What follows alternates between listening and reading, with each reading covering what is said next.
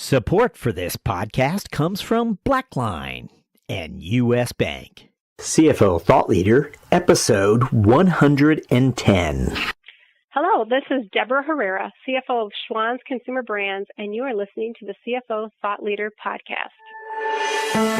Today's most inspiring stories from today's most successful finance leaders. Join Jack Sweeney and today's CFO Thought Leaders.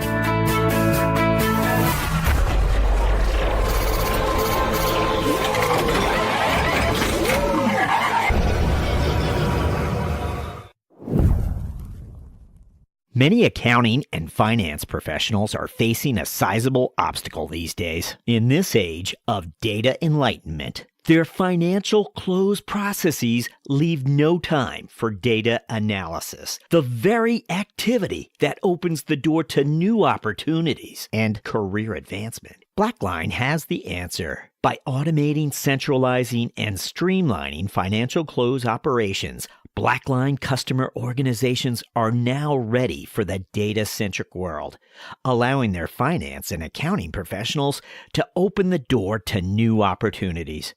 To learn more, visit blackline.com/CFO. Hello and welcome to CFO Thought Leader. Our guest today is Moazzam Ali Shah, CFO of Gulf Union Foods Company of Riyadh, Saudi Arabia. We are excited to speak to Moazzam, who belongs to a distinguished and growing grouping of finance leaders that have built their careers globally. Moazzam's career stretches from the Middle East to the United Kingdom to America and Australia. We're catching up with Moazzam today at Gulf Union's headquarters in Riyadh after some extended travel. Moazzam, welcome. Hi, Jack. It's good to be here. So, we'd like to begin where we always do, which is finding out a little bit about you. We're quite interested in Gulf Union Foods, but let's start by discovering a little bit about your career and the milestones that led you to the CFO office. Yeah, sure. Jack, by profession, obviously I'm an accountant. I've done my CPA from state of Colorado in the U.S., and I'm a licensed CPA. Apart from that, I have also got credentials from the UK as well as Australia.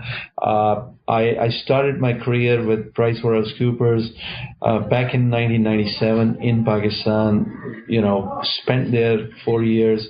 Got through my training, and from then on, I just started my international career.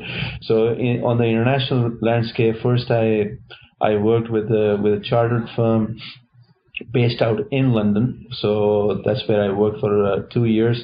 And then from there, I was hired by PricewaterhouseCoopers in New York. So those are the ones who actually took me to New York, where I worked for about 3.5 years. So while I worked with PwC, I did my CPA, got the license, and worked primarily in external auditing. So majority of my clients were FMCG, pharmaceuticals, higher education. I remember one of my favorite clients was actually Columbia University, which was a great place to work and great people to work with. After that, I worked a little bit in Australia, and then I ended up in Saudi Arabia 5 years ago.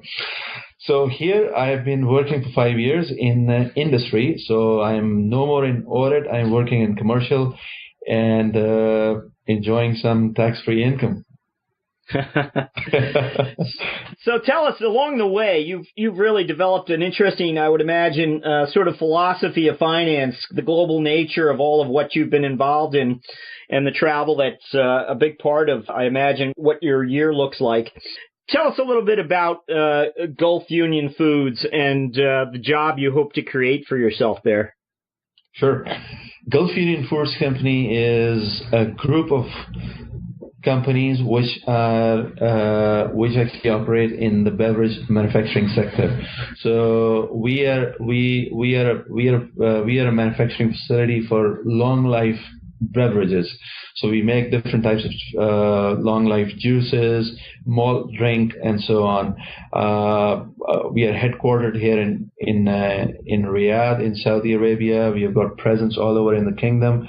We also have presence in terms of distribution facilities and selling facilities in the entire Middle East.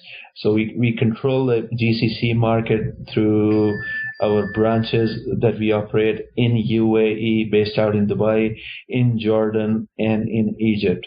Our total sales in a year is more than $200 million US, and we have 3 manufacturing facilities based out here in Riyadh. So I also work out of Riyadh, based in the headquarters, and we have, in terms of business, we have more than 250 SKUs, which are products, primarily beverages of different packaging types and different packaging sizes. We deal in carton packs, we deal in glass bottles, we deal in cans, and we deal in the plastic bottles, which we call PET bottles. So that's the size of the business, and a brief background of what we do at Gulf Union. What are some of and you mentioned some interesting numbers there, but what are some of the key metrics that, as the CFO, you're watching closely to make sure the company's growing the way you'd like? Yeah, obviously the business metrics is a quantifiable measure that is used to track and assess the status of a specific business process.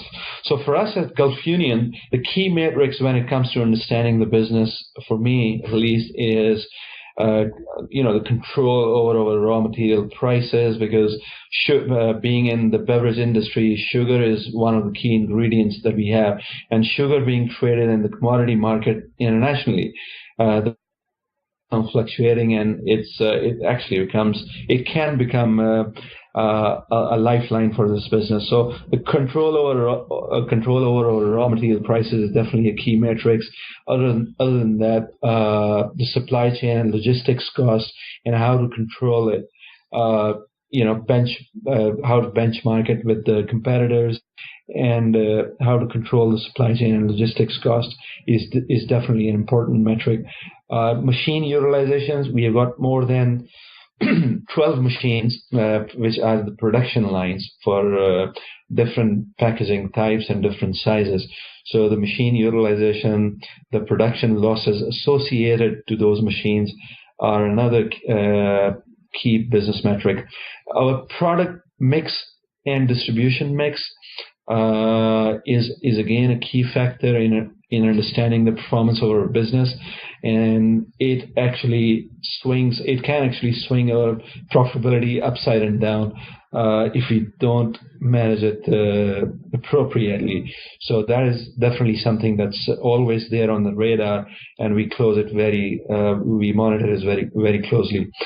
Again, since we are in food industry, so quality related issues, consistent quality is definitely a key thing that we have to deliver at all times. So any quality related issues is definitely a key thing in our business. So these are some of the key things that you can say business metrics when it comes to assessing our performance or understanding our business. The beverage market, when you mention it, everyone, of course, thinks of the large soda companies, or, Coca-Cola and PepsiCo. Yeah.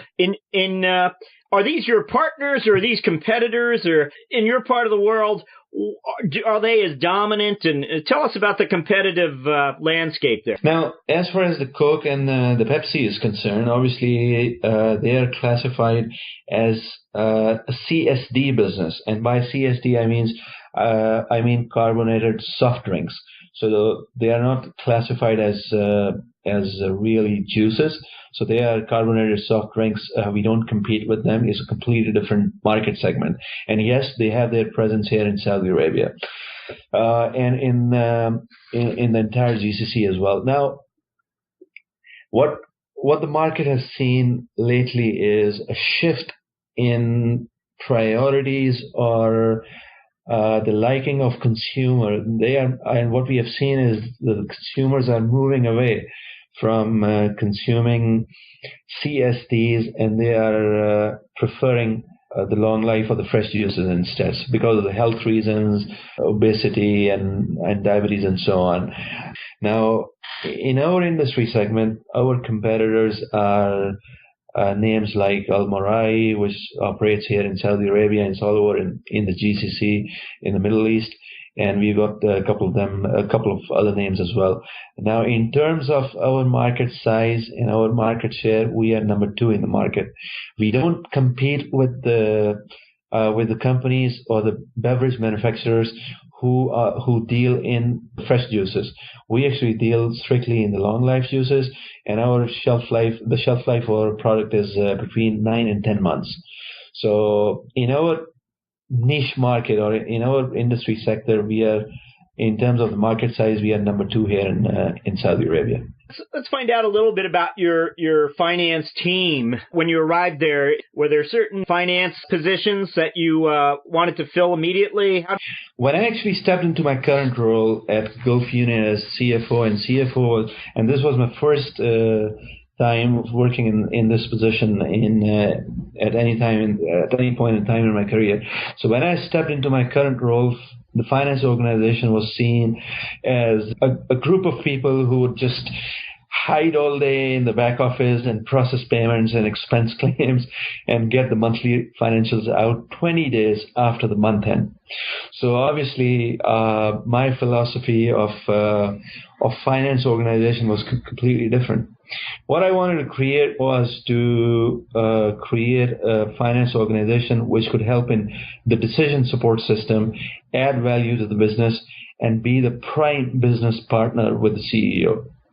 So that was my main objective when I stepped into my current role as CFO. Were there certain types of skills you were looking to bring into the finance team? Were there certain people you wanted to bring on board? When I started with Gulf Union, there was no ERP. Majority of the operations were recorded on manual basis in Excel worksheets. Now, as a real life example, the time when I took over, the entire finance organization did not have any clear demarcation of roles and responsibilities among the individuals.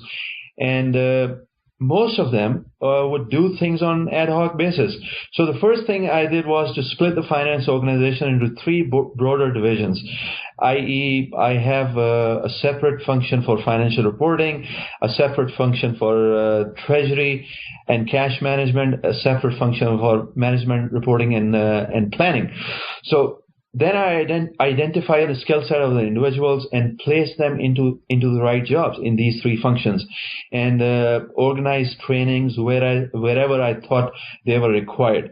Now, the result of this was a significant reduction of time that it would take to get the financials out at the month end, and also it improved the accuracy and reliability of the data produced by finance.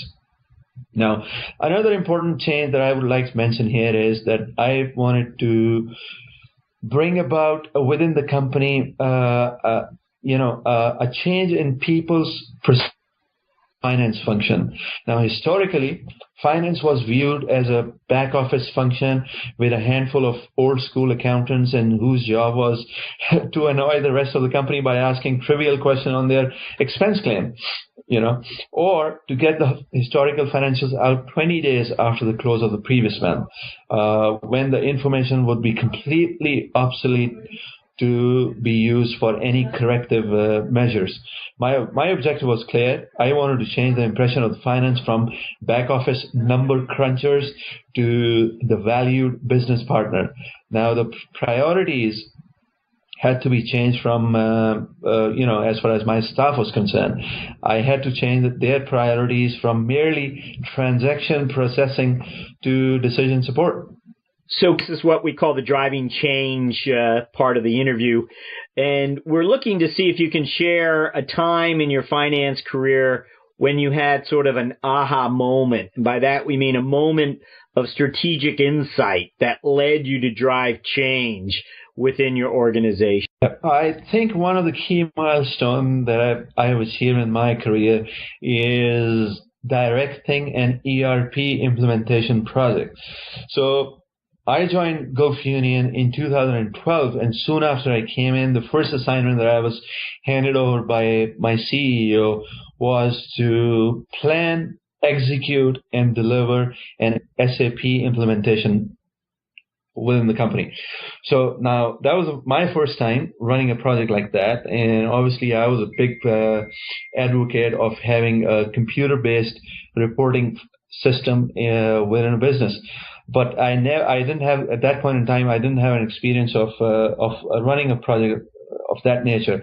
So I planned that ERP project, which was SAP.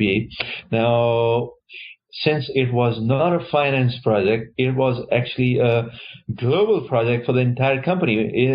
It was related to sales, it was related to procurement, to quality, to production, to maintenance, to engineering, to finance, to costing. So it actually dealt with people all across the company. So I had to create a team. I built a team. I pulled out a couple of people from each department, had a coordinator who was working as a buffer between me and the team, and then I put everyone from different departments, from different skill set, people from different backgrounds and with different skill set on one single platform, and our objective was to actually put the company on an ERP, which was SAP. So that was a really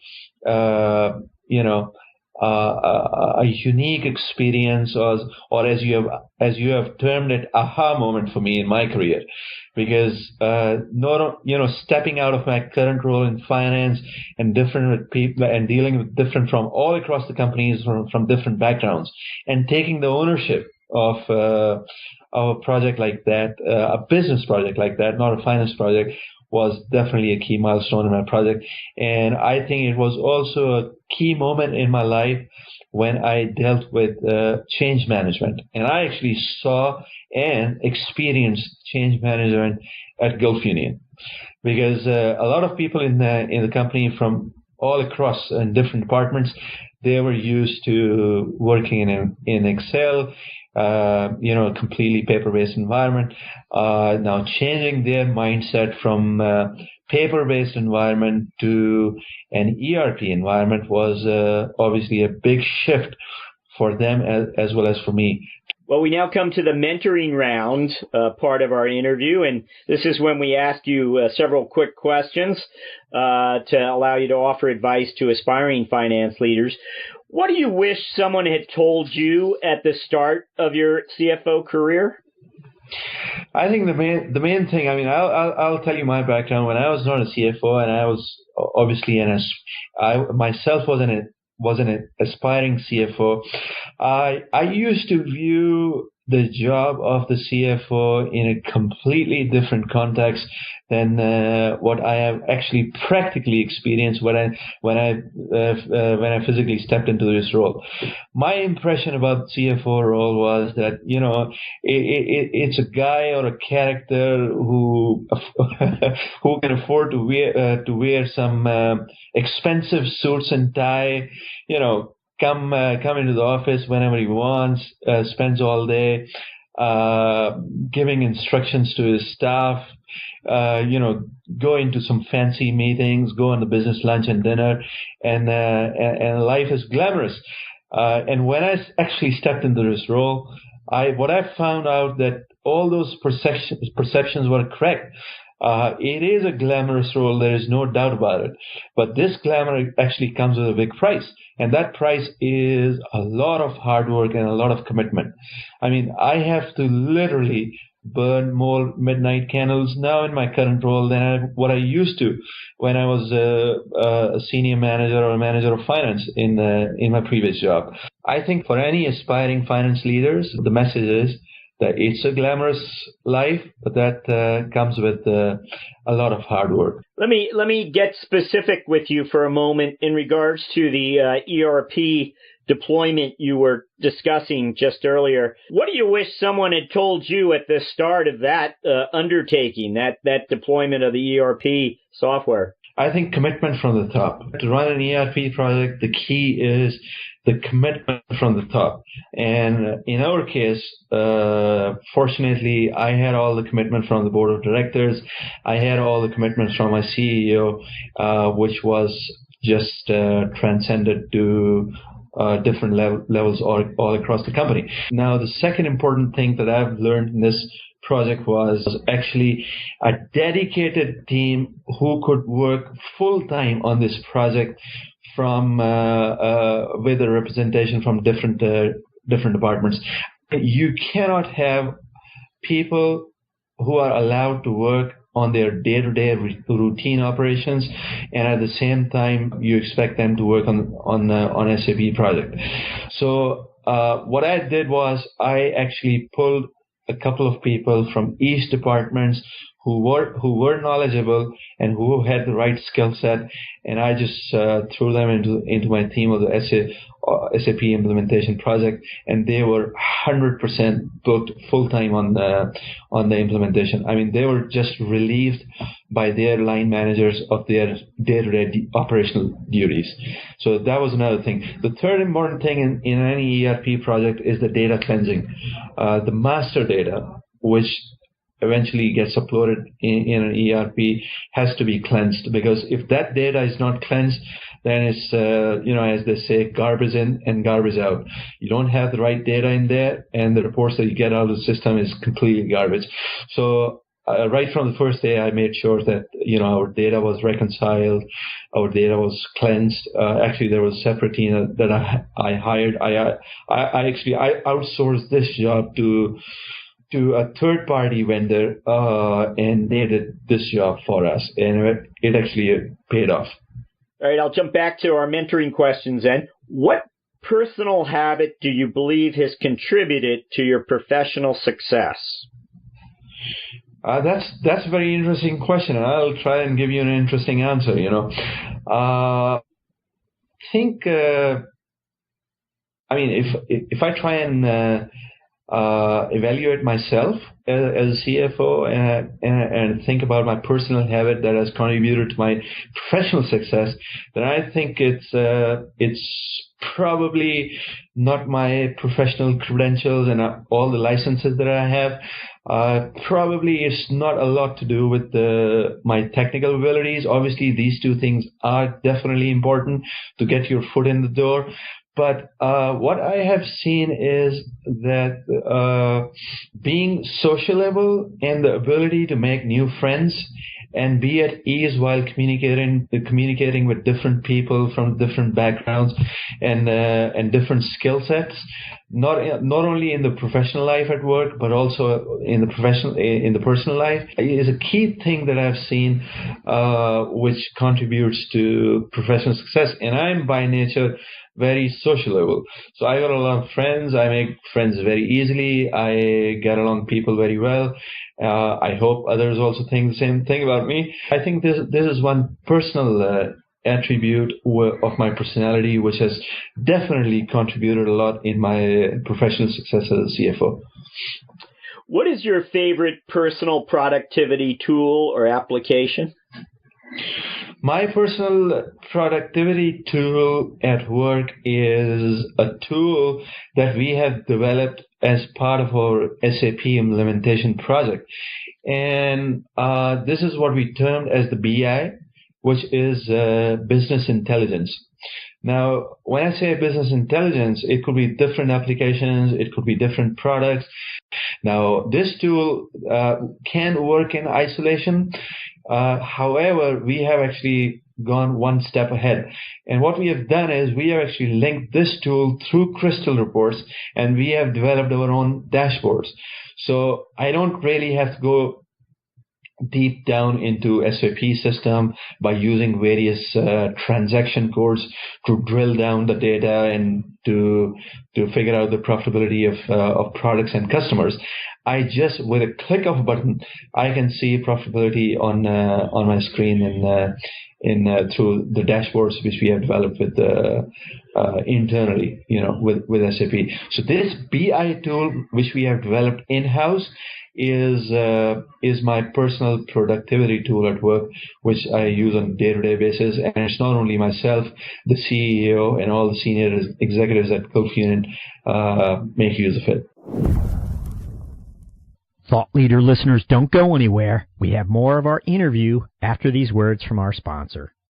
You want smart, clear, and honest guidance to help you meet the financial goals of your middle market business. With U.S. Bank, you have a partner who will help you find the right solutions to help your organization reduce payment costs, enhance control, improve cash flow, and expand your spend visibility. U.S. Bank's dedication to making ethical decisions and doing the right thing is at the heart of what they do, and their efforts haven't gone unnoticed. They've been named a 2017 World's Most Ethical Company for the third consecutive year by the Ethisphere Institute. To learn more, visit uspayment.com/middlemarket.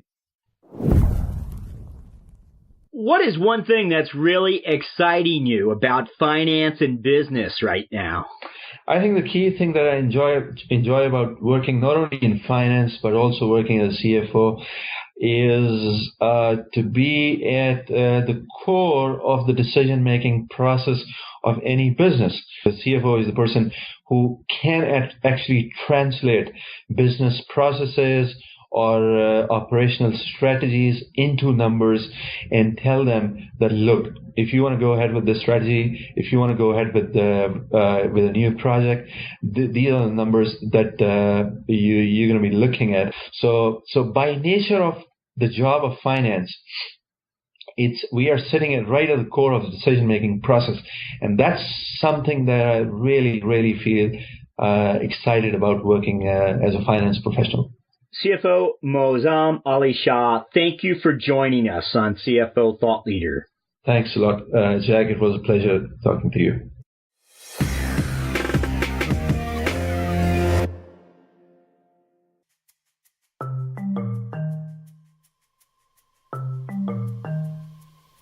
Hi, it's Jack Sweeney. At CFO Thought Leader, we wanted to give you, the listener, some added clout when it comes to selecting next season's CFO guests. We call it Listener's Choice. And in the months ahead, our Listener's Choice guests will enjoy some added box office clout as we advance the CFOs you most want to hear from into next season's CFO lineup. To learn more about CFO Thought Leader's Listener's Choice, visit us at cfothoughtleader.com or go ahead and email me at jack@cfothoughtleader.com. Hey, one last thing. It's no secret when we originated CFO Thought Leader, it was with iPhone users in mind. Android users, we have neglected you. And so to make amends, we just released a CFO Thought Leader mobile app just for you. It's now ready for download on Google Play and Amazon Android markets. No matter what world you're part of, thank you for listening.